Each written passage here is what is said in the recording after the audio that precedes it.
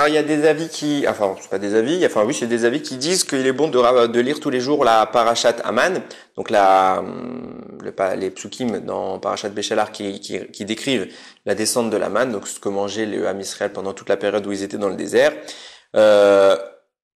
pour qu'on se rappelle que tous les jours, de même que dans le désert on ne travaillait pas mais on avait de quoi manger, de même nous aussi, même si aujourd'hui on travaille, la parnassa nous vient de Hakadosh Baruch Hu et non pas du travail de nos mains.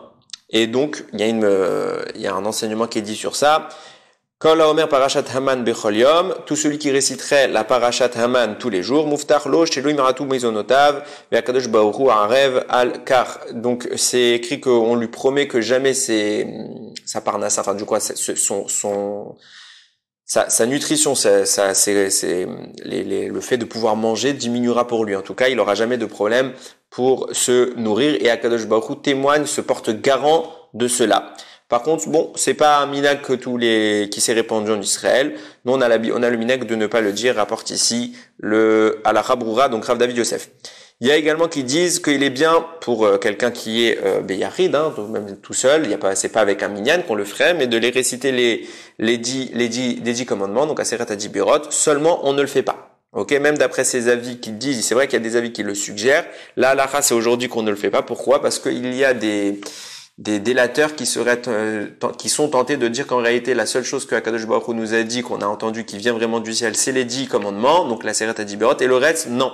Donc sinon on a une attitude qui met en avant les 10 commandements par rapport au reste de la Torah, ça voudrait dire que nous-mêmes on pense comme cela, et ça leur donnerait un argument. Donc nous non plus, nous ne récitons pas les 10 commandements tous les jours, pour ne pas leur donner une importance particulière vis-à-vis du reste de la Torah. Et il rapporte ici également que les jours où on lit à la Torah, les Aseret Adibirot, donc dans Parashat Yitro, dans Parashat Vaetranan et à Shavuot, puisqu'on lit les Aseret Adibirot, ceux qui ont l'habitude toute l'année. Il y a deux options. Soit toute l'année, les gens sont debout pendant Kriyat Torah. Il y a des gens qui ont ce minhag de rester pendant Kriyat Torah, ils sont debout.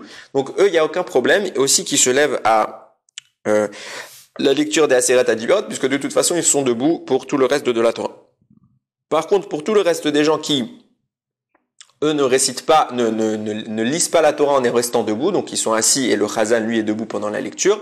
Il faut faire attention de ne surtout pas se lever à ce moment-là, c'est au contraire quelque chose de mauvais. On reste assis pendant la lecture des Aseret Adibirot parce qu'elles ne sont pas plus importantes que le reste de la Torah. Si on se levait, on témoignerait qu'elles ont une présence vis-à-vis du reste et on donnerait aussi raison donc aux délateurs. Par contre, il n'y a a priori aucun problème, on a largement sur qui s'appuyer pour, dans les décorations des synagogues, de faire des décorations des Aseret Adibirot, de les écrire sur les murs, etc. Ça ne pose pas de problème. Ensuite, on a, donc, ça c'est des choses qu'on aurait pu lire, mais qu'au final nous ne lisons pas. Maintenant, par contre, on a l'habitude de lire la paracha du Korban Atabi. Il y en a qui ont donc, on a la paracha du Korban Atami, donc juste avant, on est toujours dans la Ketoret du matin, et le Perek Ezeu Mekoman, donc qui littéralement c'est où est l'endroit. Ok, et en fait dans ce Perek là-bas, on définit tous les endroits et la manière de faire tous les sacrifices. C'est ce qu'on lit en la toute fin de la Ketoret, juste avant le Kaddish qui précède Odou.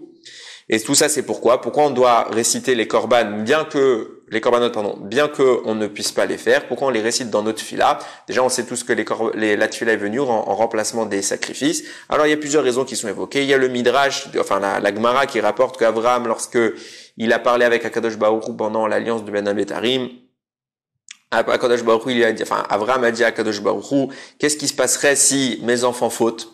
Peut-être tu vas leur faire comme ce qui s'est passé à l'époque du Maboul. Et Akadosh Baruch Hu lui a dit non, je le ferai pas. Il lui dit, et comment je sais que tu leur ferais pas? Quel sera le signe qu'ils vont pouvoir échapper à ça? Il lui dit, ils feront des sacrifices. Ah, mais ça c'est vrai que quand il y aura le Beth Amikdash, quand il n'y a plus le Beth Amikdash, comment ils vont pouvoir remplacer les sacrifices? Alors il dit là-bas, Akadosh Baruch Hu répond, j'ai déjà donné l'ordre dans la succession de l'étude, de la manière dont faire les sacrifices. Tout le temps où ils liront cet ordre-là, l'endroit des sacrifices que nous on lit tous les matins, Ma'ale ani alehem, ki'ilu makrivim lefanai korban, ve'ani mochel lahem al kol avonotehem. Donc je considérais comme s'ils ont fait un sacrifice devant moi et je leur pardonnerai leur faute. Il y a un deuxième enseignement en rapport. Il y a écrit que tout celui qui étudie un passage de la Torah, c'est comme s'il avait accompli ce passage de la Torah dans la mesure où il ne peut pas le faire. Comme aujourd'hui, on n'a plus la possibilité de faire les sacrifices, évidemment que quand on étudie les sacrifices, Akadosh Baruch Hu considère que nous avons accompli les sacrifices. Alors il y en a qui ont l'habitude de dire également en plus de la section, parce que donc quand je vous disais on lit le passage du Korban Tamid, c'est Vaïdaber Hashem Moshe les Mortzavet Ben Israël Vamartalem Korban Ilachmi, etc., etc. Donc on commence à ce moment-là et on dit Shnaim Loyom Ola Tamid. On fait là-bas deux et ça s'appelle un holocauste Tamid tout le temps. Ok, donc on lit ce passage et puisqu'on lit ce passage qui sont des psukim de la Torah sur le Korban Tamid qui était le Korban qu'on sacrifiait tous les jours à Kadosh Baruch Hu, certains ont l'habitude de lire également les parachiotes de tous les sacrifices, donc le korban, la parachat sur le korban Ola, sur le korban Mincha, sur le korban Toda, sur les Shelamim, sur les Khatat et sur le Hacham. Nous, notre habitude, c'est ce qui est le plus répandu, c'est de se fixer, de ne pas lire tous ces passages-là. On se rattrape sur le Pérec de la Gemara, de la Mishnah, Ezeu Mekoman, que j'ai dit tout à l'heure, qui relate la manière de faire tous les sacrifices, et ça suffit.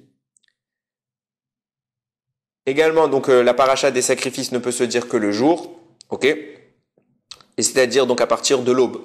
Alors après, bon, il va rentrer dans la manière de calculer. Aujourd'hui, on se réfère, faut pas trop se compliquer sur les manières de faire. On se réfère aux calendriers qui sont faits. En gros, il faut juste avoir à l'idée que on calcule toutes les heures en shaot zmaniot. Qu'est-ce que c'est que les shaot zmaniot? Donc les heures saisonnières. Les heures saisonnières, c'est vous prenez le lever du soleil, le coucher du soleil. Ce temps-là, vous le divisez en 12. Ça vous donne une heure saisonnière. Ça veut dire qu'il y a des périodes de l'année où quand il fait pas beaucoup jour en hiver, les heures saisonnières sont courtes. Je sais pas, je dis des chiffres inventés, ça va être 45 minutes. Et il y a des périodes de l'année où on est en été, les journées sont longues. Et donc les heures saisonnières seront longues. Ça pourrait être jusqu'à 1h15. Ça, ce sera 1 heure et on la compte 12 fois dans la journée pour le faire. Évidemment, je conclue avec cette dernière halakha. On n'a pas l'habitude d'être debout pour la récitation des sacrifices. Ok? Et on les récite, les sacrifices, tous les passages que je dis, donc la Ketoret du matin, on les récite que ce soit Chol, que ce soit Shabbat, que ce soit Yom Tov, et même les femmes ont l'habitude de le dire, elles doivent le dire pendant leur tfila. Enfin, c'est pas qu'elles ont l'habitude, mais c'est une bonne attitude que de le faire, mis à part la parashat du Korban Atamid, Baruch Adonai Leolam, Amen, Ve Amen.